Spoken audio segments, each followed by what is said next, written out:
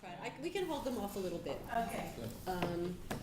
So, I'm just gonna be quiet, and we're Okay. gonna go back to the salt mines, and, So, but before, I Okay. have to go back to the ghetto, oh, you, to the ghetto, okay?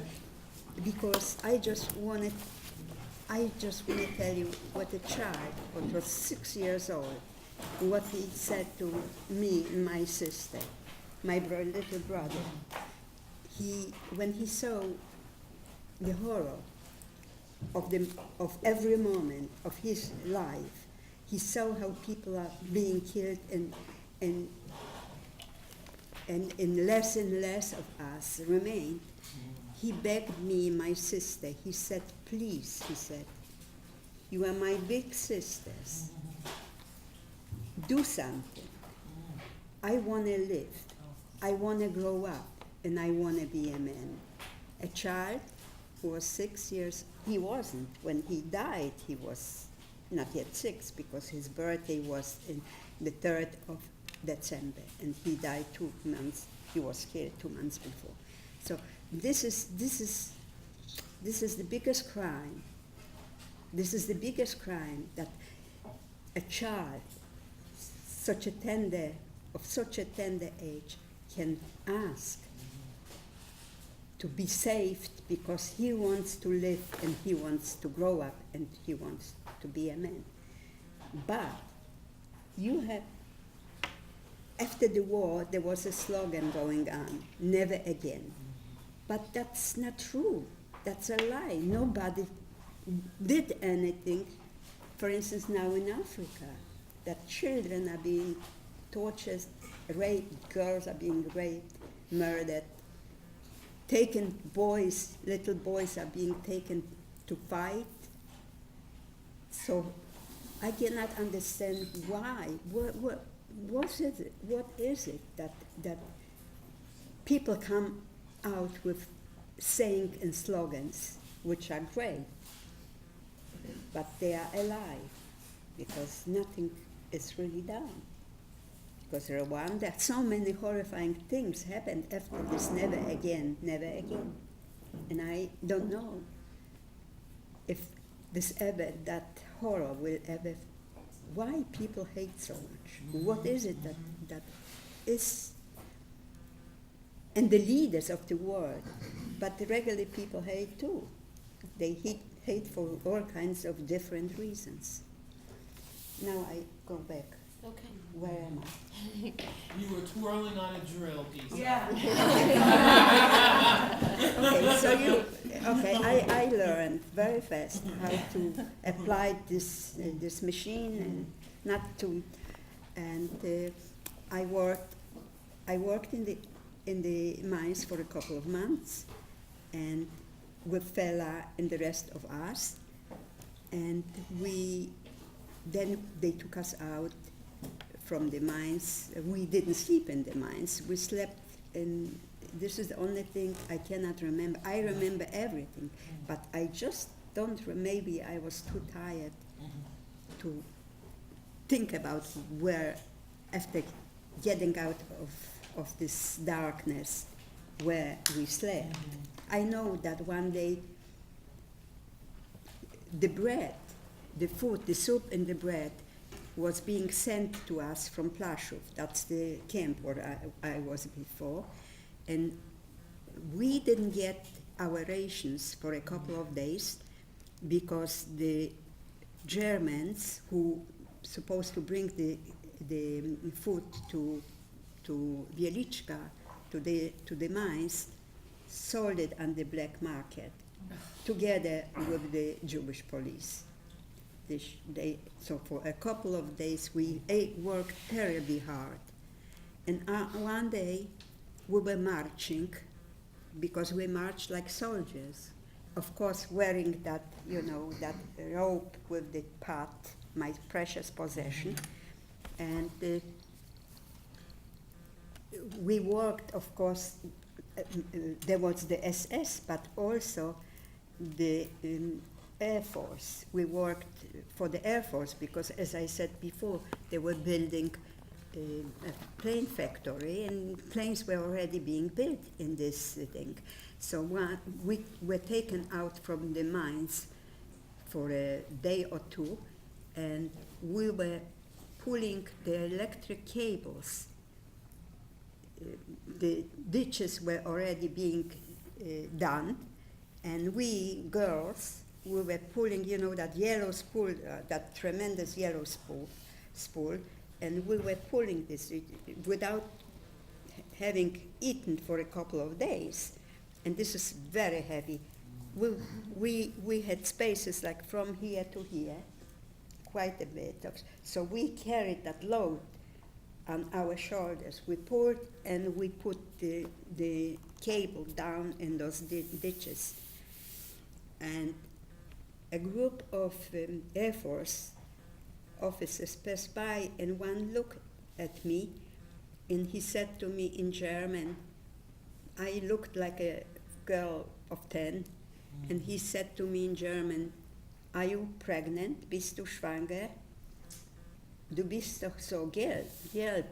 I was very yellow, he said, if I am pregnant. And he took 3 candies, hard candies, wrapped in a paper, and he threw in my precious possession, the pot. And I realized, and they were laughing, that I am yellow in my face is yellow, and that I was so thin, like that I was straight like a broom, straight like a. And I realized that he wanted to give me the candies, but he couldn't just walk over and throw them in my pot. So he made a joke out of me, that asked me if I am schwanger, if I am pregnant, and he gave me the candies. Of course, I took the candies. We marched 5, like soldiers, and I took the 3 candies, and the fella and I and 3 girls, what I didn't know, and I took the 3 candies and we divide them between the 5 of us. So at least we had a taste of a sweet, something sweet. So after that, when they took us, because the Russians were already crossed their own borders and they were already getting closer to Krakow. A matter of fact, we could hear the cannons, but the Russians were just standing and waiting, I don't know for what. And we went back to Plaszów, and Plaszów was already being taken apart. Many people were sent to different concentration camps, to Germany, and we were in Plaszów until another maybe month, October. October, they put us again in trains, those cattle cars, and they took us to Auschwitz. And here we had another experience. We thought that it cannot get worse, but here is Auschwitz with flames burning out of chimneys, and couldn't breathe because the smell, we didn't know what it is. And they took us to Birkenau. Auschwitz had many little camps around, but they all were called Auschwitz. And there was Birkenau, which was the worst. And then you have Buna and another one with the M, I forgot. Manowitz, yes, Manowitz. And we were selected, and then they put us in a shed with just the ground in a leaky roof and walls, wooden walls, and there were thousands of names written on those walls saying goodbye to different people. So we decided that we are going to say goodbye, and we wrote our names also to say goodbye, whoever knows Giza and Fela. And then they took us they took away many people and sent right straight to the crematorium. And we didn't know that this is a crematorium. We didn't know what is belching out like that, what is stinking like that. We didn't know why there are white particles flying around like tiny little pieces, thousands of them, like little butterflies, and that was the skin from the human bodies, because this is very thin, the flesh and the whatever burned down, but with the chimney, these little particles came flying out. And we were taken to barracks, and it was a horrible thing. We were not surrounded anymore. The block elders, that means the people who are taking care on a block, the block elders, a fella had to talk. You know, in a block you had in Birkenau, you had few hundred of people slept, hundreds of people, both sides, 3 tires, and in the middle was like a little wall. It was about 3 or 4 feet, painted red with a shiny red paint. And whoever said a word, or if somebody did something, had to go down from the bridge and kneel down on this. And fella couldn't stop talking, and every minute, most of the time they were Czech women who were the block testers, or Russian women. And fella, every minute, fella is again kneeling down with her hand up like that for hours. And I pleaded with her. I said, fella, I don't know what why you make 2 holes here, and I cut a little piece, but I didn't have any more that, you know, my famous lifesaver, the pot and the spoon, because everything was taken away from us. And also, you know, when we came, they took us, I am skipping, I mean jumping, but they took us to the Entlausung. That means that they sprayed us with DDT, because we had lice, and then we had to undress naked, and we were standing naked on a platform, and the officers from the SS came to look us over. I don't know why. We thought that this is we knew already that there is a crematorium which people are being burned every minute of the day and night. And we thought that the poison gas is going, because there were no showers. It was a tremendous platform in a room which was like a circle. And we became wild, because we expected any moment that this gas is going to start to choke us. So we ran to the door, and from the floor, next to the floor, there were openings, and with the hoses, very strong hoses, they pushed us back, the water pushed us back on the platform. And then they took out just one woman, who was an older woman, and she had vertical veins, and she went to the crematorium. And the rest, we were young, between, I would say, 17 and 22, 23 years old. And they put us to the, they showered, took us, we should shower. Of course, we had to take off we were naked already, yes. And they showered us with cold water, 3 minutes or 2 minutes, and then they gave us clothes. And I was with Fela, and I was with another friend, Franja Eidelman was her name. She was my age, but she was smaller than I. She had green eyes, a lot of freckles, and she wore glasses. They didn't take away her glasses. But when we looked at one another, in Auschwitz, in Birkenau, we started laughing because we looked like Halloween, we looked like clowns. Fela, who was taller than I, she wore a little dress, you know, a mini, and she wore two shoes, I don't know, left or right. Yeah, one shoe was on a high heel, one was a flat shoe. And she wore a little hat with a point, child's hat. I wore nothing underneath, no underwear, not pant, nothing.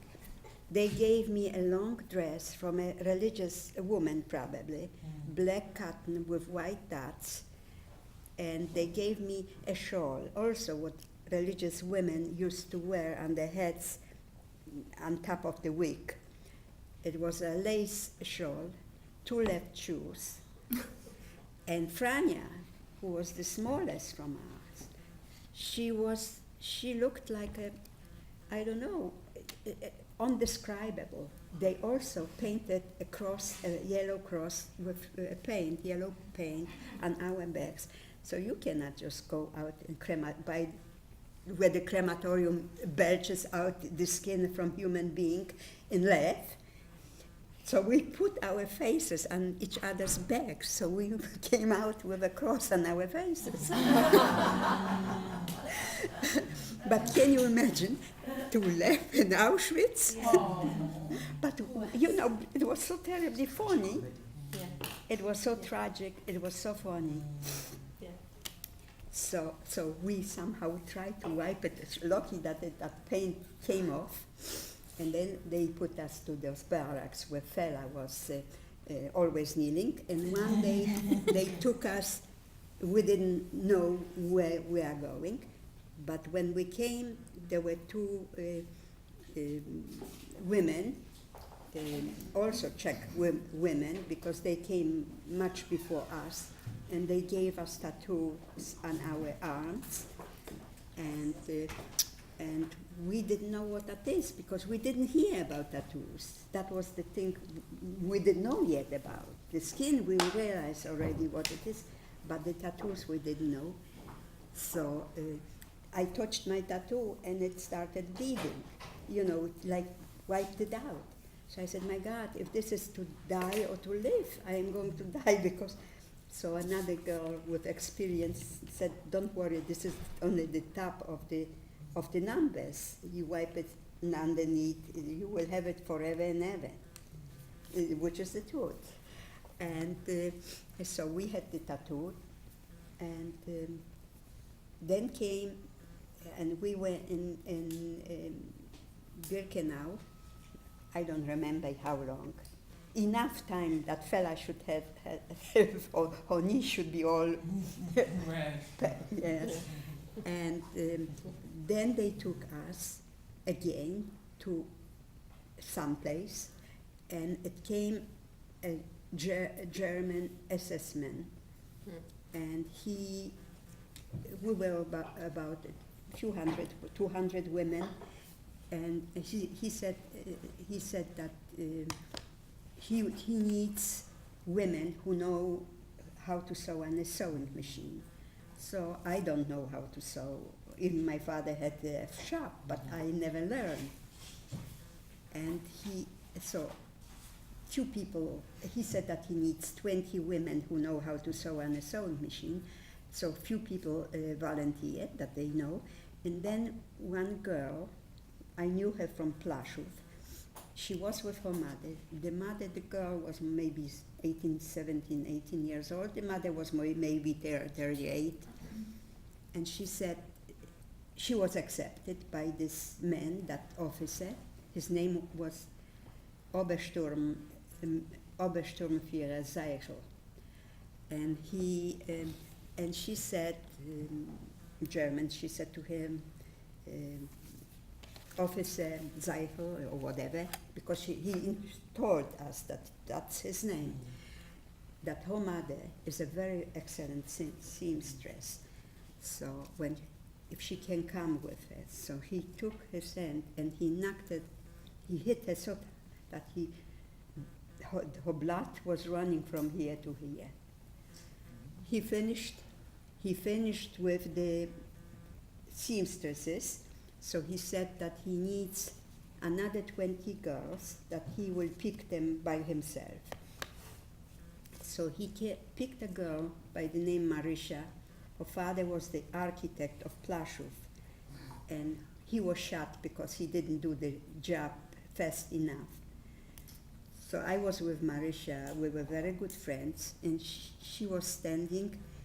We walked fives like soldiers, but when we faced Obersturmführer Zeichel, we just, this way, we assembled this way, you know? So the rows went not this way, but this way. So I was in the last row. Fela was in front of me, because I was on this, and Marisha was next to me. He picked up Marisha. He said, you, and then he picked me up. I don't know why. As I told you, I was wearing a black dress with thing, and I was wearing that schmata on my head. and he picked me, and I said, my God, he doesn't pick Fela. So I said to him, I said to him, ich habe eine Schwester. And he looked at me, and he said, hat sie Haare? I have a sister, I said to him. Can she come with me? And this was a nerve to say in Auschwitz that I have a sister. And he said, hat sie Haare? Does she have hair? I said, yes. He said, let her come out. She came out. Girls, all girls are started. There were a few hundred. They started yelling at me, Giza, Giza, say that you have a sister, more sisters. I said, how can I say? I didn't say anything. And he took me and Fela, and we were 40 or 45 people together with the seamstresses, and we marched to the Auschwitz. We marched to Auschwitz, but I made a mistake, because before we marched naked to Auschwitz, completely naked, without any clothes. I don't remember if we wore shoes. Then we got those uniforms. So men, we went through the men's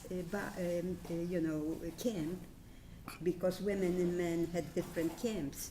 So when we walked through the men's camp, there were also 3-story houses, red brick houses, and these men started throwing out their blankets. They threw at us. We should be able to, 2-3 girls covered our, that was November, naked, completely naked. And then we went to that sauna where they gave us those costumes, and then Obersturmführer Zeichel took us. And then he took us, already dressed with those, whatever we had, to Auschwitz, that was a very special department. It were 5 blocks, only 5 buildings, and an experimental building. So one building was called SS Unterkunft. This is where I worked with Fela, and that Siebeneichel was our master. And then there was Wäscherei, that means the laundry, people who worked dirty laundry, which was wrapped from every bed in Europe, where the Germans put their food. Linen, the most magnificent linen. Sheets, quilt covers, pillowcases, towels. I never saw such a splendor. And they needed the 20 people to sew on the sewing machines, because when they took off the linen from those beds, sometimes they ripped off the button, or they made a hole or a seam or something. So those women were working on fixing up this wrapped, goodies, and we were, and the Wäscherei was washing all those linens, and we were folding it. What I worked with Fela and the other 20 girls, and this went to Germany. You cannot imagine in Bloomingdale, maybe if you paid $200 for, in those years, you have the most, for rich people, of course, the most magnificent damas, materials. Everything went, everything, every scrap, even our hair, what they shaved us, went to Germany. They had usage. Submarines, I think they used for the submarines, they used our hair. So, so we worked there. He was a very good master, Zibn Eichel. We had food. I mean, we didn't, but it was good, it was enough. And we also, our block was decent, and we had also, and this, it was separated from other camps with barbed wire, but it wasn't electrical current, because everything over there was loaded with electrical current. If you wanted to finish your rotten life, you ran over to the fence. In a second, the person was already just, shaking and dying. And we had also next to us an experimental block where people, men and women, were being experimented on. They had many such that was just one block, one building, but they had many in Auschwitz, in different places, the experimental things. And we were working over there until one morning Fela was sick, and she was dying that she wants to have a soup. Maybe I shouldn't even mention that. Only because we have a few No, more so minutes. I am not for soup, I cook soup. You want more, okay, you sure? Okay, first, Fela told me that she will die if she always was dying she will die if she won't have soup. She was in the infirmary, she had a sore throat or whatever, she had a fever, and I said, how can I don't even know how to cook. I never had a chance to, so she gave me the lesson. Take a piece of bread and sell it, and buy a piece of onion, and buy a spoon of butter, and buy a potato for the bread. She told me not to eat a few days too. I should be able to have that bread. And such a stupid me. There were ovens, beautiful ovens from top to bottom, from the floor to the ceiling, but you could put coal in them in both ways, from a room and also from the outside, from the lobby. And I took that pot, I had a pot, but a different one, and I fried the onion. I said, my God, smells like cooking. What am I going to do? All of a sudden, Zibn Eichel went on vacation. It was Christmas. But his Untersturmführer, Smith, was in charge. I didn't know, he didn't know me. I didn't know Zibn Eichel also, just what he took me.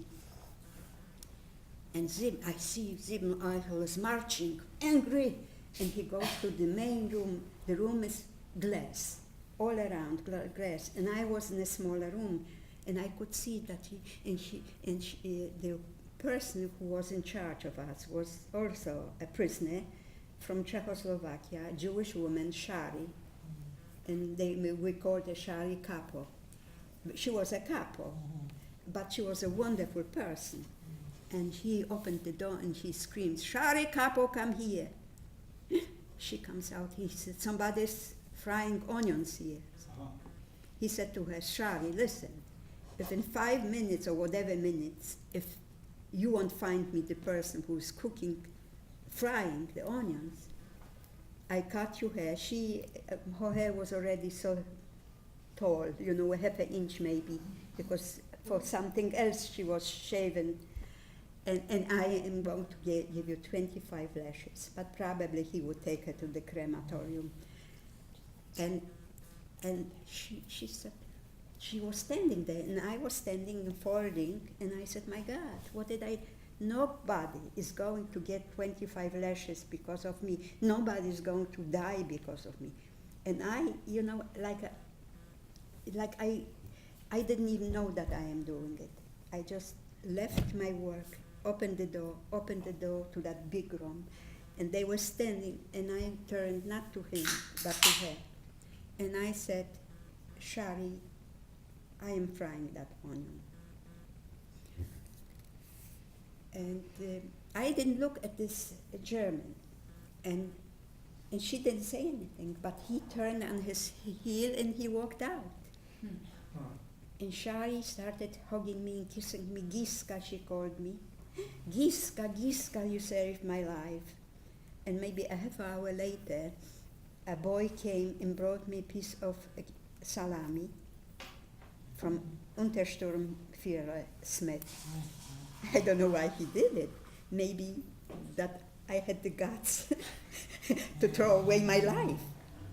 I have no idea. I never found out.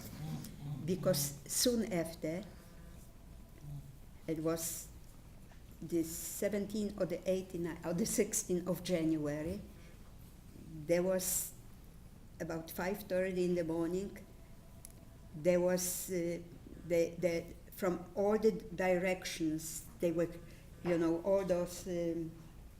Airplanes? No, they were telling us to come down. Loudspeakers. Through the loudspeakers, that we should be ready out from our rooms in 5 minutes, because they are evacuating Auschwitz. And here fella is in the thing, in the hospital, and she was on the 2nd floor. And how can I get fella?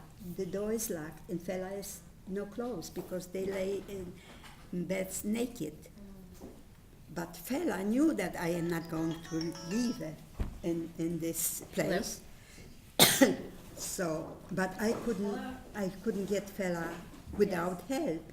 So I found a girl, what I knew very well, and we took a blanket, and this woman's name was Ruja Wasserlauf, and I said, come with me, fella is in the hospital, let's get her out. And fella was already dressed. She broke a lock from a capo's closet, and she was dressed already. And she yelled at me. She said, what's the matter with you? It took you long enough. And we spread, it was after a big snow, terrible snow. And we spread the blanket. We were holding the blankets. I was holding two coldness, and Ruja Wasserlauf did. And I said, jump, and fella jumped from the 2nd floor. And we fell, and the snow cushioned our whole fall. And fella was ready to give orders. And we went at that time. I took this blanket, and I also had a whole bread. And I took this bread because I knew that we were being evacuated. And we went on a death march. And it was cold, and it was snowing, and we were walking, and there were many people who couldn't walk. And people were being shot like dogs. People just fell, and immediately there was the German with the gun or with the rifle. And you heard just boom, boom, boom, boom constantly. And we walked, and fella was sick.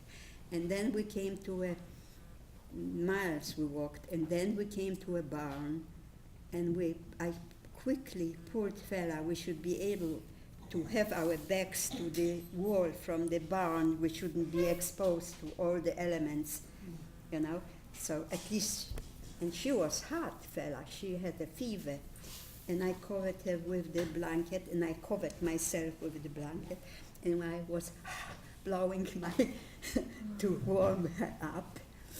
And the following 3 days or 4 days we walked, and many people were killed. And finally we came to open trains. Summer when the temperature was 100 degrees, we were in the sealed trains, but that time in January with the ice and the snow, we went to the coal trains, the open trains, which were, and they loaded us in more than better because we kept warm this way. And then we didn't know where we're going, and fella was screaming and crying that she needs water and that she needs to lay down. And there was no water, and it wasn't snowing even. It wasn't snowing that day. And being that so many people were loaded to that open train, so even on the seal from the, that seal from the train, the snow was pushed down. So I asked the girls to hoist me down. I put down my panties. I urinated on the thing of the car, and The that icicles. The icicles, the ice. yes, and I gave Ella my urine, and the girls were doing this too. Who was thirsty? We drank our own urine because we didn't have any choice. And then we were in those trains, and all of us, it started snowing the second day, and one girl said, "Who wants to have her eyebrows tweezed?" and I went. I figured at least I am going to be covered for 2 minutes. And we she tweezed, well, she was the whole time under that tent, and we tweezed our, so, you had to do something or perished. Because, and then we came to Bergen-Belsen, which was the most horrifying camp, and I knew everybody was dying of typhoid, and I knew fella got typhoid. Fella always got something, and I knew that I am not going to be in that camp. This was a nightmare, and I won't describe it because we have no time. And I heard that there is going to go a transport to a working camp because Bergen-Belsen was just a dying place, nothing, just to die. And I registered me and fella, and everybody had diarrhea that it was running down. We didn't have water to wash, we didn't have the toilet to go, and we didn't clothes to change, that everything was full of this. And finally they told us after a few days that we are going on a transport, and I took fella unconscious with a high fever, with the diarrhea running down her feet. I took her to take shower. Everybody had to take a shower, and some people helped me. Fella shouldn't fall in. Down, and I really didn't shower fella because I was afraid, but she was naked, and I washed her a little bit, and then we dressed, and then we were taken to the trains, and we went to a place which was called Venusberg. This is like Venus Mountains, and I just found out, I looked for that camp on the map, I couldn't find it. Finally my grandson found it. It's located southeast, closer to southeast of Germany, close to between Austria and Czechoslovakia, in that corner like. And we came, and we were walking, we had to walk a few miles from the trains to the camp. And this was a very small town, this Venusberg town, and it was a road and a sidewalk and a sidewalk. And here were gray houses, like 1 story high, and this side. And then this side we walked in this side, this is to our right. And upstairs was a wedding, a military wedding, soldiers were there, and they were clapping and applauding. But across, we walked, very slowly because we had a very, very many very sick people, and even the healthy were sick. And I looked across, and not only I, there was a woman like hiding behind lace curtains. She was an elderly woman. She wore black, and she had a bun, like the hair in a bun, and she cried. And we said, look, she's crying, and we started crying, all of us, that somebody is crying for us. And this is unforgettable, how I can see this woman still, how she was to the left, and here you had the wedding, and they were happy that and then we came to the camp. This was a brand new camp. Nobody lived yet in that camp. And in the Venus mountains, those magnificent Tyrolean mountains, the German built a factory, a plane factory, and we supposed to work in that factory. But when we came to the Appelplatz, which means that place where we assembled from the trains, and every second girl had diarrhea running down her legs. And the commandant, this man, we didn't know him, he saw what's cooking.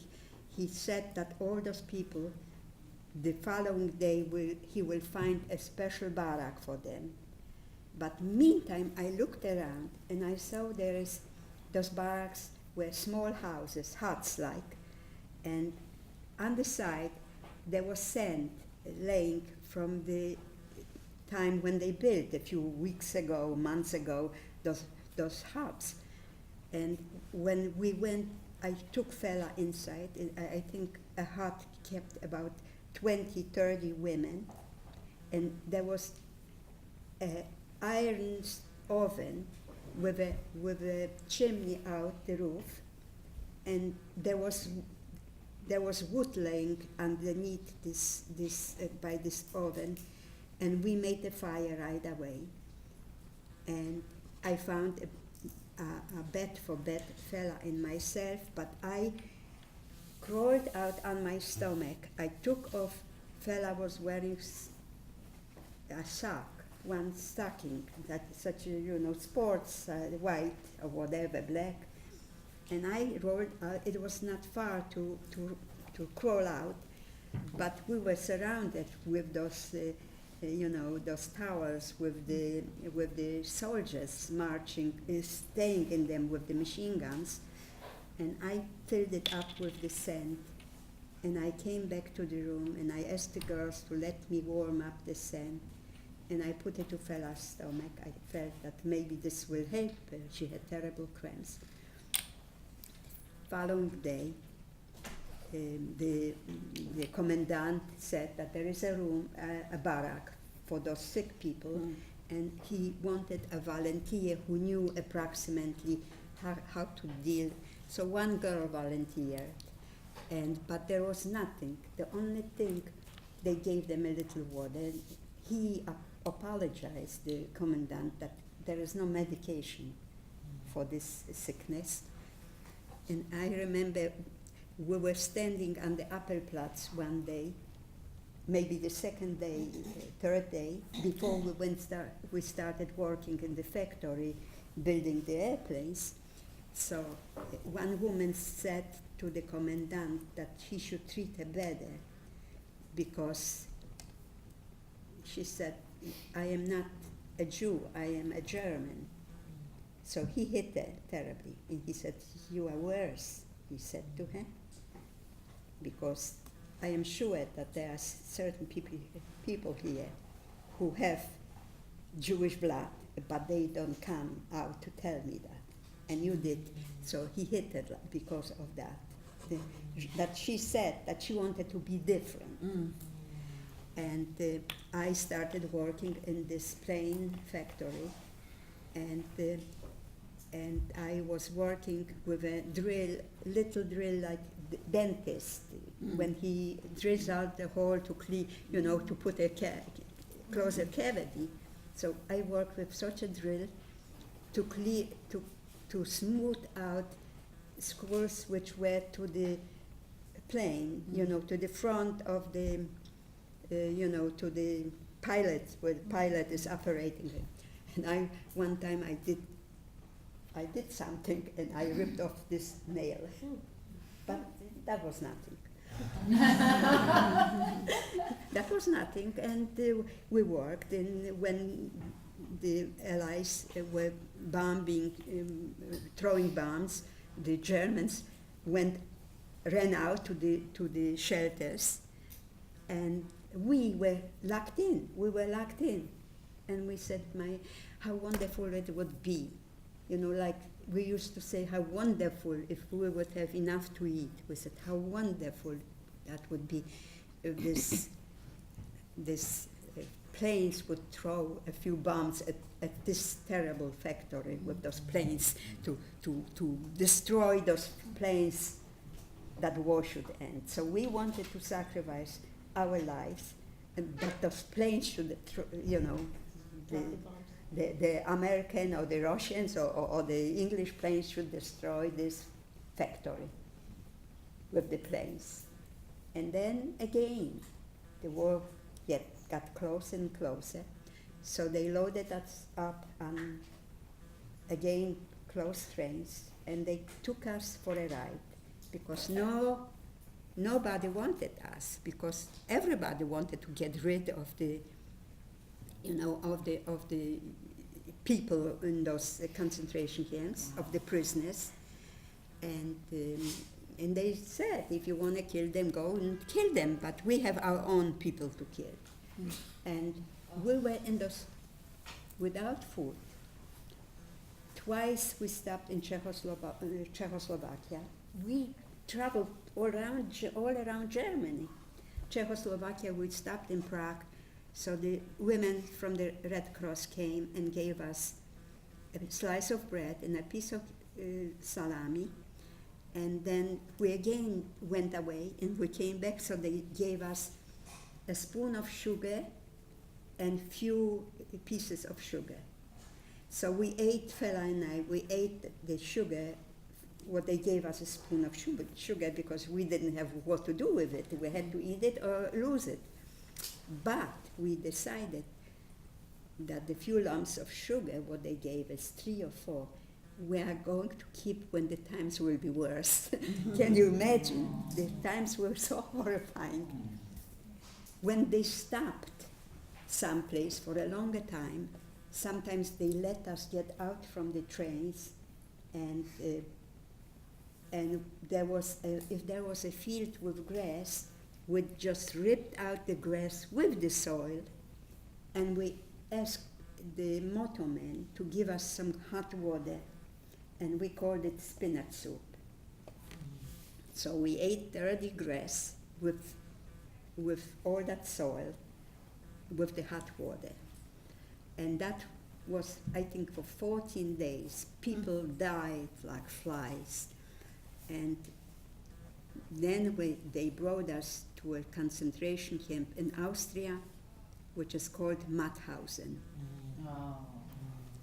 And we lucky that we were driven all the way somehow, because we would never be able to walk all the steps. How many steps? 186. 86 steps. People who were in trains for so many days without food, just having eaten this spinach soup. And we came there. It was pitch dark. There were hundreds of people on this mountain. Those mountains were being cut down a little bit years before in order to build that concentration camp, Mauthausen. And Fela went inside there was a building. Fela went in, she said, I am cold, but I said, no way, I am not going to inside. I am staying outside even if I freeze, because I just was inside of trains for so many days.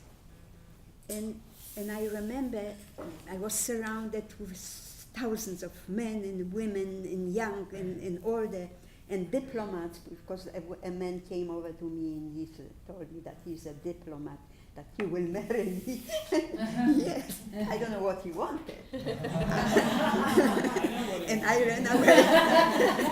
And I ran away. And then Volksdeutsch came to me, Volksdeutsch, which is a German who lived on the Polish side, you know, borderline.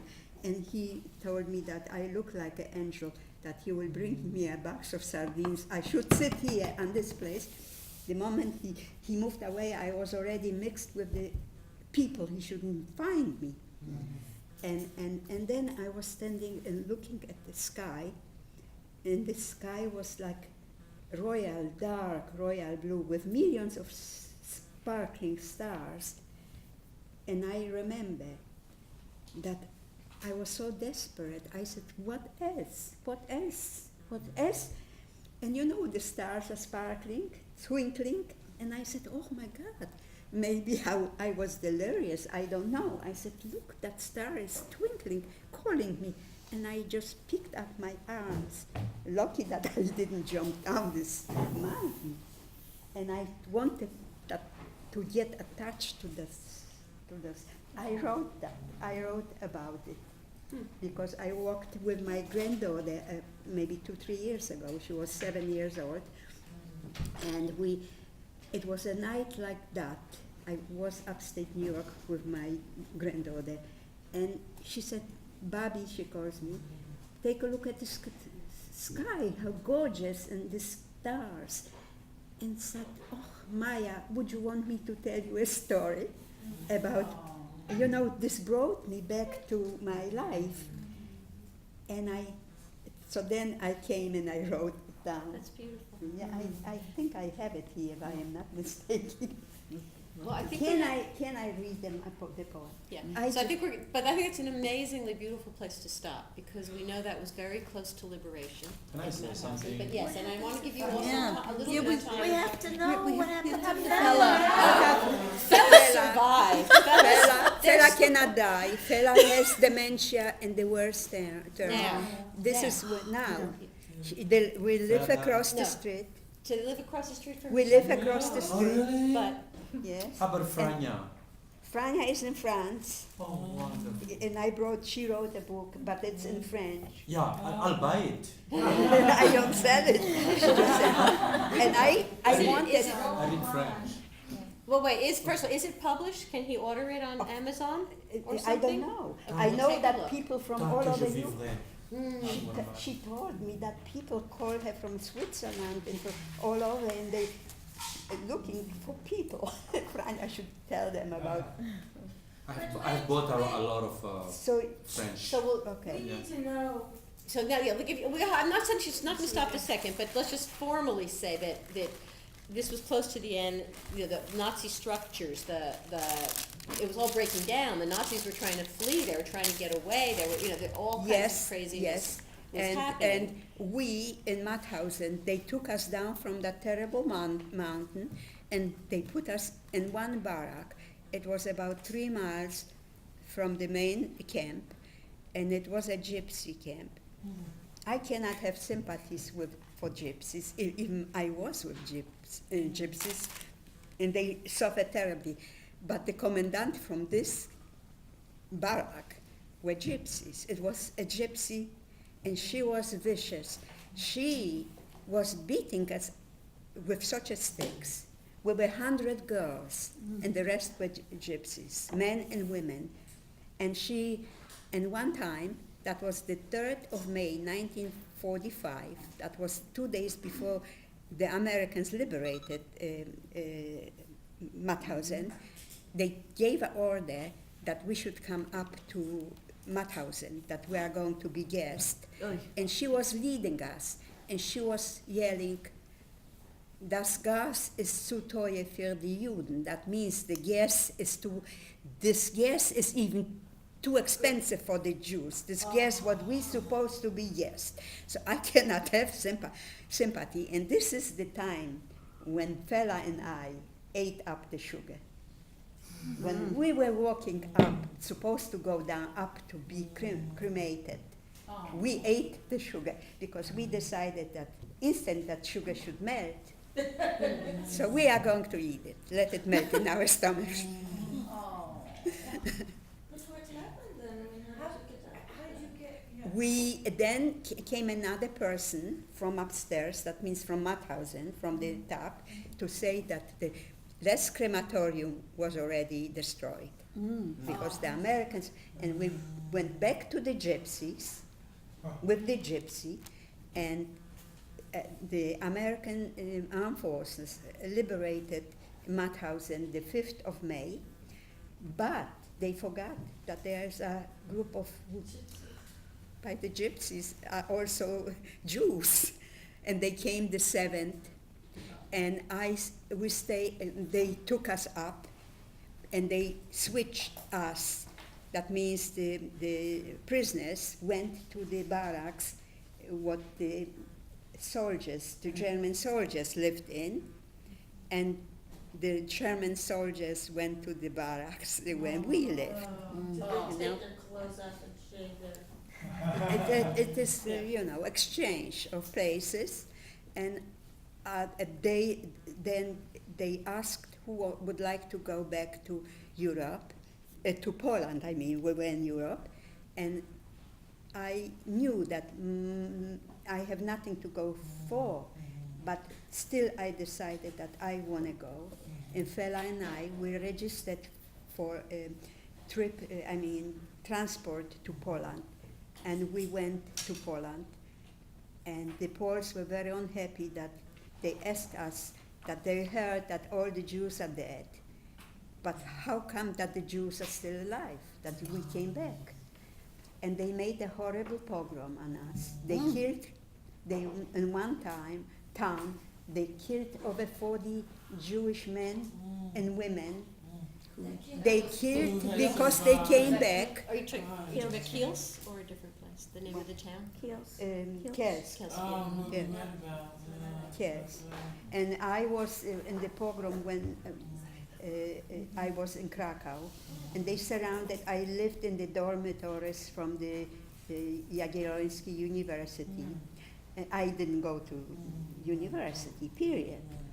And they surrounded us. I went to the market with Fela to buy something, and I heard terrible things. Zhuzhing, like death would was strangling me again. And I said to Fela, let's run quickly back to our quarters. She said, nothing, why? I said, listen what they are saying. And the Poles in the market said that a child that was in beginning of July, Jewish Passover is in April. And the Poles was saying that the Jewish people killed a Polish boy to make matzahs, bake matzahs.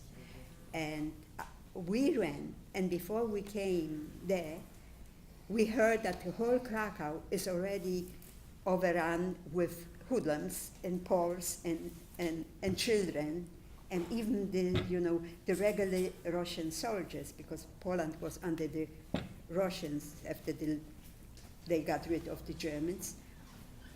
And we came in the house, the building, that's the dormitory, is a few story high, and the Poles, they broke all the windows, and they went in through the broken windows on the ground floor.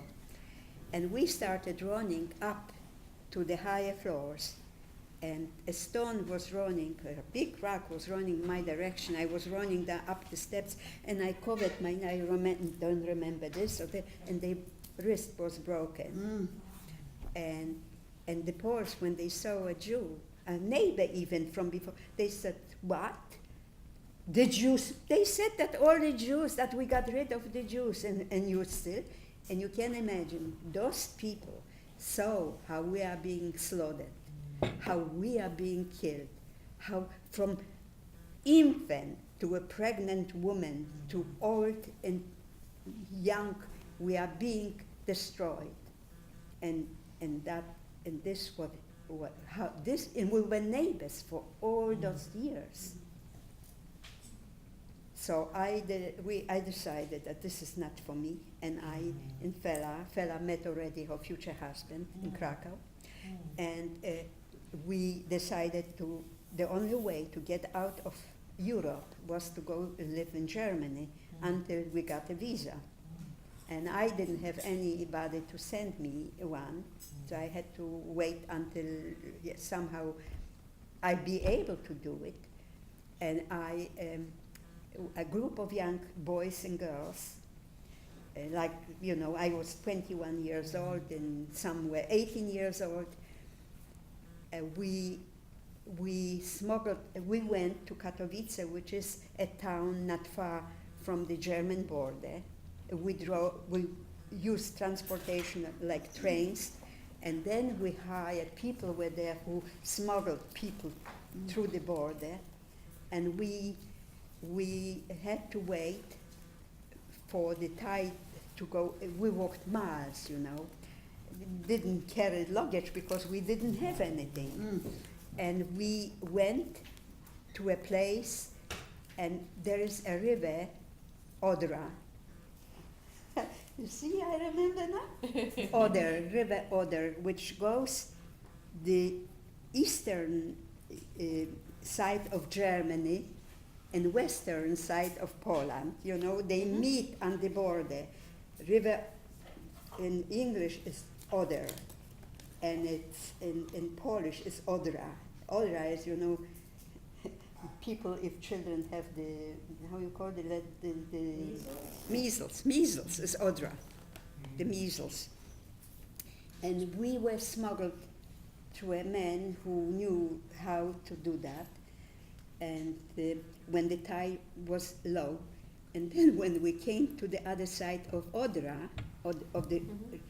the Russian soldiers were waiting for us. Oh. And they arrested us.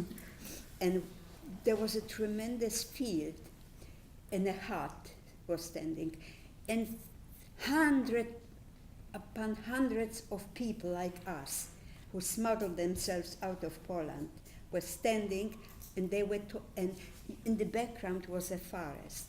And we came, it was pretty late, so we were pretty close to that forest. And we said, why we are waiting? My group said, why are we waiting here? So they said that the Russian soldiers are looking if we have watches or money, and also raping girls. So the moment it got dark, we just, that group what I came, we ran for our lives to the forest. And in the forest, it was already pitch black, we heard a voice which spoke to us Hebrew. I don't know Hebrew, but he said, Amhu, which is a Jew. Are you a Jew? Amhu in Hebrew, I think it's Amhu. Yeah, Amhu.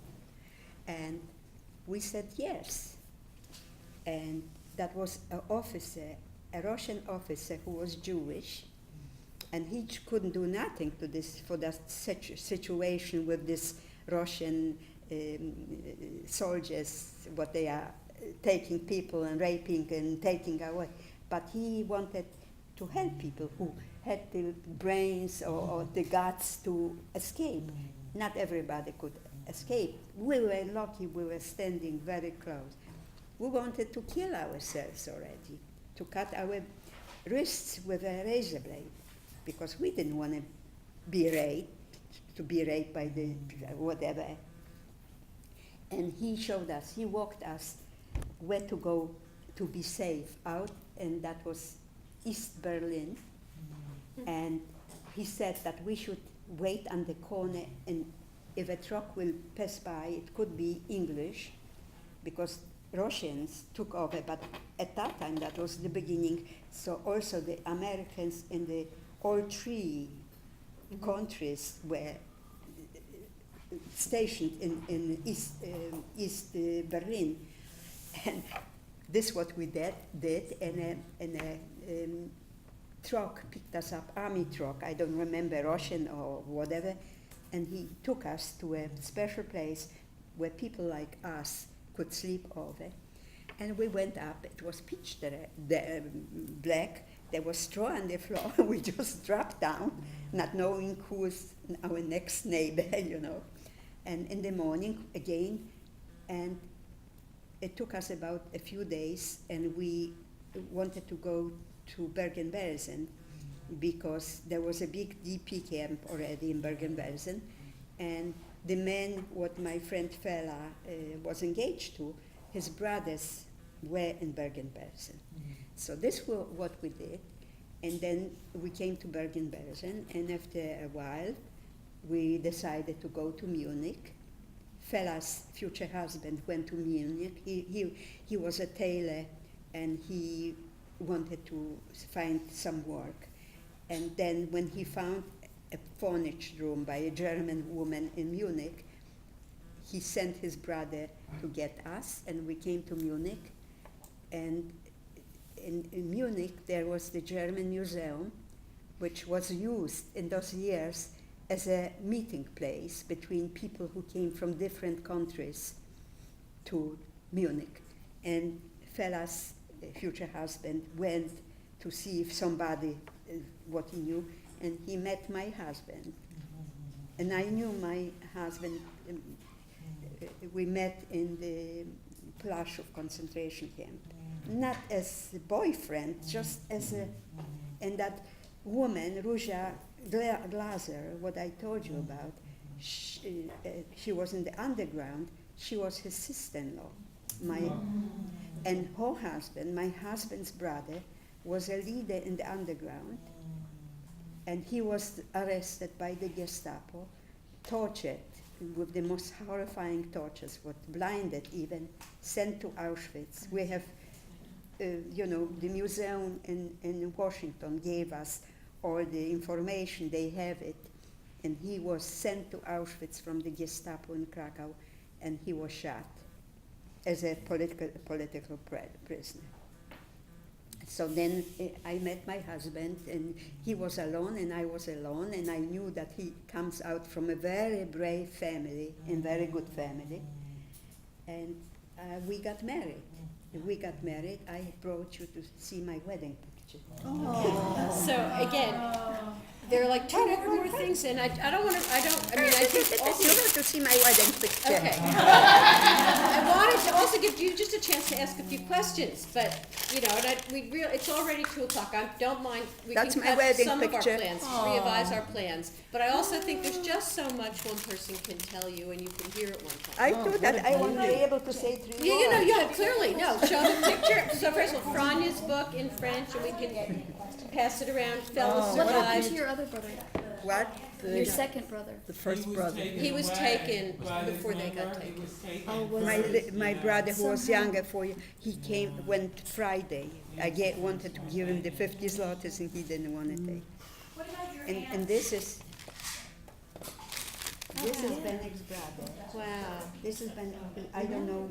This is grandson. Did this- Went to Poland a few weeks ago, and You got this? He sent me that. Lisa, did you write your story? I have many things written down. I didn't write the book. I don't want to have it. No. No. Kisa, who's this? This is my husband's niece, and this is his sister-in-law, and his brother, this is the picture. He gave away So she has the a child. daughter and a son. She does. This She is does. her So they father. came to Boston. They This got is to her Boston. They were in She Boston for a was while. 2 Then they came years to the old Bronx. They when basically he raised their gave her children. away She lived in the Bronx. a She's been a Polish Bronx woman housewife. who was for not her married. life. And Her she husband took is a still child. alive. Wow. And she He's saved not well their these days. life. So she's a The full-time mother caretaker of survived. She him. married this man, and he adopted. And she has 2 They're children. nearby. They're nearby. They live in Israel. She She says has her 2 daughter children. has her daughter And has her twin son girls who went are to now Poland 10. to visit I those don't know that I know people. all the details. What saved? But Yes, sir. there are 2 things you wanted to do. Where's the picture of the town, the school picture? I don't know. Here. Here. So I know this is, well, let's see, you are, I don't know, I know this is you here? My That's you, right? Yes, that's me, So I don't- and this is my So do you sister. think it was because you were beautiful that you were saved? Did you hear this question? What? Was it because you were beautiful that you were saved? Was fella very beautiful? Fella? Well, beauty. Did your beauty, did you? I don't know. So people are asking themselves, how many times that somebody saw you and No. said, run with the wind, or go there, or someone gave you candy.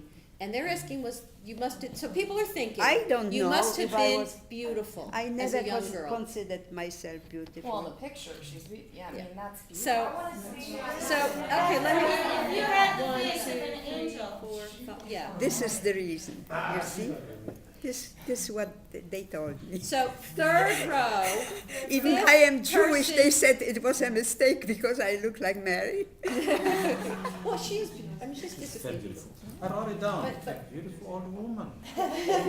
Awful So at memory. 18, at 15, who knows? I mean, you can't, I mean, didn't they say yesterday at the museum, if you survived, there was some luck. It was love. It was, Nothing someone to else do. equally beautiful didn't survive. Many beautiful. My sister was, but he told her to look. There were many, many So, gorgeous people. but let me just say two things. So third row up, fifth person in, if you're looking at it from the left, is Gisa when she was in school. This is her school picture. This is when I was 10 years old. 10 years old.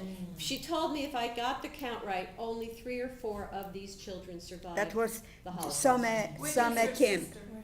Her sister This is, is Mala is here. This is Mala. really? Yes. She looks smaller than you. She was smaller than I. Okay. Really? She was 11 and a half years. So you were taller than Mala? And Okay, this Mala. is Frania. And this is Frania. Oh, here. Yes. You're not gonna, okay, so. Big screen with arrows. 1, 2, 3, 4, 5, 6, 7. So Mala, is the second row in, and her, she's 7 people, second row up, 7th person over from the opposite direction where Gisa is. And the clothes which I wore with my husband to our wedding, my husband Made it. made it. Oh. Third and 5. Second and 7. Where in the Bronx did you live? We still live in the Bronx. Where do you live? I Gisa, Pelham Park. how did you find this picture if it was from before the war? This is, you see, Frania has the same picture. Yeah, so did she He get it? survived. He was in Russia and survived. Zalek. So he saved it? Yes, Zalek. He took it to Russia, gave me the copy, gave Frania the copy. In that book is that picture also, in the book. So one of the boys who went to Russia, escaped to Russia, kept it. This is for me. That's Still have children? Yes, daughter and son, and her grandson is getting married on Sunday. What's the last thing you wanted to read? If I The poem? Stars. the poem, yes. It went with battery a while ago. This is Fella's handwriting. Because I told you, Yes. It went low battery a little while ago. this is a copy from the print which was falling to pieces. Did it go? Did it go? That was very sweet. And this is what I wrote. This what I wrote after.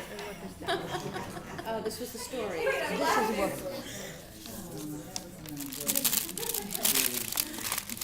And this is the house where Lala, the little girl, was saved. This is the house because Yuval made it in Poland. Is Yuval alive?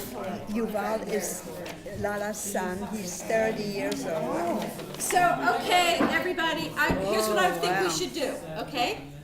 Gisa's not gonna leave. If you wanna take a picture, give her a hug, or say goodbye, she's not gonna leave, okay? For at least a half hour, okay? So we have a little bit of time for you to just spend personal time with her, okay? Yes? I really want to say something. So, yeah, but okay, everybody, before we break, Larry. Gisa will be here, and you can see her personally, or hug her, or say goodbye, or take a picture, okay?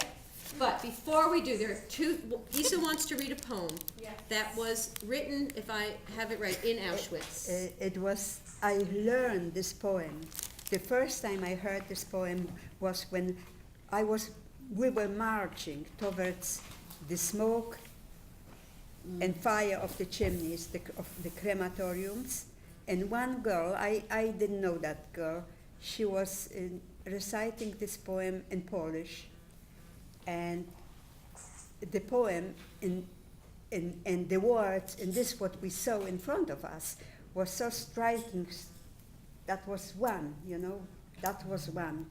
And we memorized it. We didn't have pencil and pen to write it down on paper, so we memorized it. We had to do something. We cooked with our mouths and without cooking, and we also memorized this poem.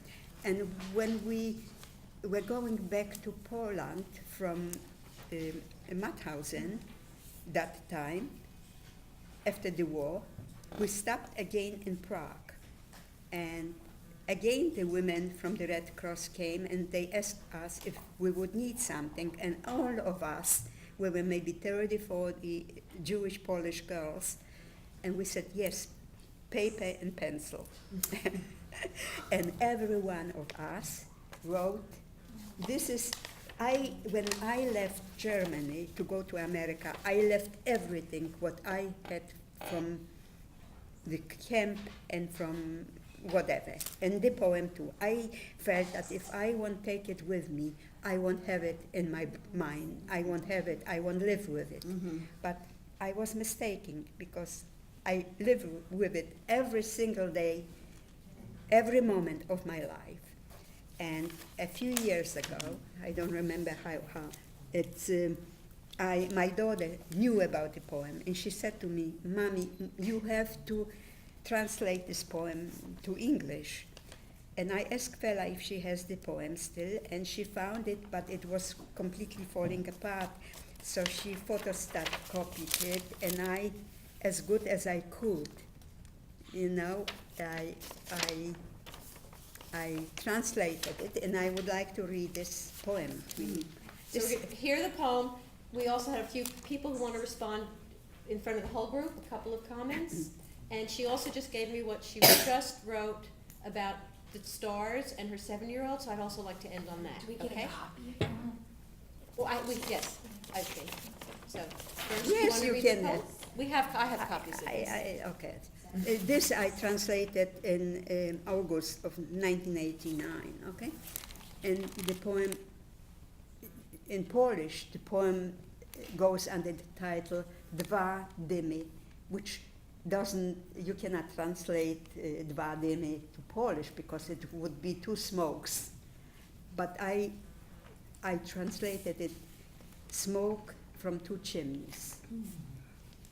Author is unknown because I tried very hard to find out if there is somebody, probably that girl who wrote this poem or made it up in Auschwitz, she perished. Author unknown, Auschwitz, 1944. This is when I heard this poem being recited.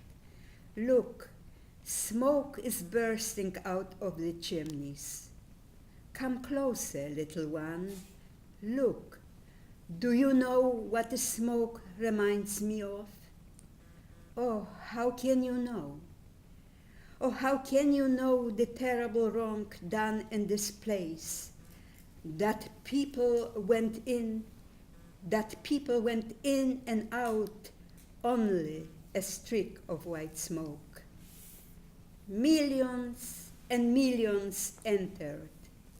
Millions and millions perished. From summer to winter, from winter to summer, transports were coming from all over Europe. New prisoners daily, with their heads bowed, not knowing the place or what it was all about. Slowly they walked, the doomed people of misfortune, fathers and mothers, grandparents, the young, and babies still suckling their mothers' breasts. They were better off not knowing, just as a melody from a terrible song, round and round, constant crying, over and over yelling, and the sounds of beating terrible torches. Forward, hey, forward, you fools, you idiots. Don't you know that these are the last hours of your lives? Children cling to mothers and fathers, not knowing that the death was embracing them. Mama, why are they hitting us? Where are we going? Mama, what is this house in the little forest? Mama, I won't go. I will scream. But screaming won't help. Guns are all around. They are pushing and hitting them to their last hour. The house came closer, gray and formidable. The house of torches, with flames bursting from above. They went in by force. They went in screaming. They went in crying, pursued by rifle butts. The only thing you saw were flames bursting out of chimneys and the smell of burned flesh. Now you know, my child, why smoke is so harmful to me, why I cannot look when smoke comes out of chimneys. I still can hear them cry. Come closer, my little one. I have you so frightened. Don't worry, my little one. Don't worry, my darling. Let the terrible nightmare be forgotten. See, we thought so. We promised ourselves that when we live and we survive, we will never go back with thoughts about what happened to us. But this is impossible. This is so deeply inserted in our hearts, in our minds, in our every fiber of our body, that there is not a night before I go to sleep. You know, before I gave testimony to Schindler's, let me just have an cup of water. So I was so afraid that I will forget the names of my family. So every night, just as religious people are saying a prayer, I said the litany of all those names, 52 names of my family who died in my town, because there were others in Vienna. My father had a sister and children, and my father had a family in Berlin who also perished, and in different towns of Poland. But I was close, and I knew the 52 people from my town. So every night I used to say my prayer with these people, and including the Schwartzes. So we thought very hard. That's why she wrote this, what she wrote, that girl. Can we have a copy of that to read to our students? Yeah, I would love, so I'll make sure we get at least a copy today, and then we'll, before Gisa leaves. So, if I know a few people wanted to say or ask, I mean, ask a question, Okay, if you want to ask. but I know Gatsinzi wanted to speak. I have a burning